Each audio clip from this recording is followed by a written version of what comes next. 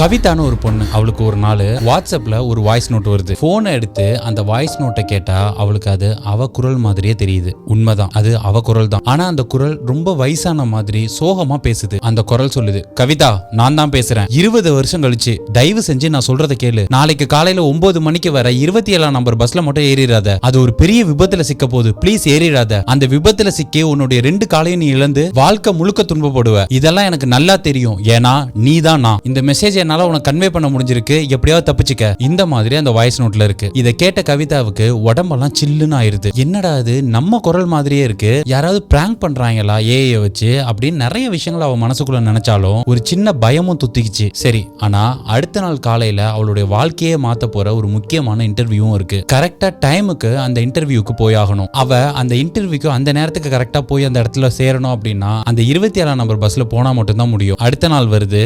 இப்போ அவ அந்த பஸ் ஸ்டாப்ல நிக்கிறா. மணி 8:55. மனசு அவளுக்கு படபடன்னு அடிக்குது. ஒருவேளை பொய்யா இருந்தா அந்த முக்கியமான வேலை நமக்கு கிடைக்காம போயிருமே, உண்மையா இருந்தா நம்ம கால் போயிருமே, கடவுளை இப்ப நான் என்ன பண்றது அப்படின்னு ஒரு குழப்பமான மனநிலையில போராடிட்டு இருக்கா. கரெக்டா மணி 9 ஆகுது. அப்போ அந்த 27ஆம் நம்பர் பஸ் அவ முன்னாடி வந்து நிக்குது. பயத்துல அவ கால் ரெண்டுத்தையும் தரையில இருக்க பிடிச்சு ஒட்டின மாதிரி நின்னுட்டு இருக்கா. அந்த பஸ்ல இருக்கிற பெரியவங்க குழந்தைங்க இவங்க எல்லாம் பார்த்து எதையோ யோசிச்சுக்கிட்டே இருக்கா. பஸ் நகர ஆரம்பிச்சோனையும் டக்குன்னு இவளுக்கு ஏதோ பொறி தட்டுது. வேக வேகமா ஓடி போய் அந்த பஸ்ல ஏறா. பஸ்ல ஏறினாவ என்ன நடக்க போகுது, எப்படி ஆக்சிடென்ட் ஆக போகுது அப்படின்னு ஒரு யோசனையோட எல்லா விஷயத்தையும் எல்லாருமே கூர்ந்து கவனிச்சுக்கிட்டே வரா. ஒரு கட்டத்துல அந்த பஸ்ஸை ஓட்டிக்கிட்டு இருந்த அந்த டிரைவர் நெஞ்ச பிடிக்கிறாரு. அந்த பஸ் கொஞ்சம் தாறுமாறா ஓட ஆரம்பிக்குது. இதை கவனிச்சு ஆரம்பத்திலேயே சுதாரிச்சுக்கிட்டாவ உடனே ஓடி போய் அந்த பஸ் விபத்துக்குள்ளாகிறதுக்கு முன்னாடியே அந்த பொண்ணு தடுத்துருது. அந்த பஸ்ல இருந்த எல்லாருக்குமே அவ்வளவு நிம்மதி. எல்லார் உயிருமே காப்பாற்றப்பட்டுச்சு. எல்லாருமே அந்த பொண்ணுக்கு நன்றி சொல்றாங்க. அவ அந்த பஸ்ஸை விட்டு கீழே இறங்கி போன்ல ஏதோ ஒரு நோட்டிபிகேஷன் வருது. அந்த போனை எடுத்து பாக்குறா. அதுல ஒரு நியூஸ் ஓடுது.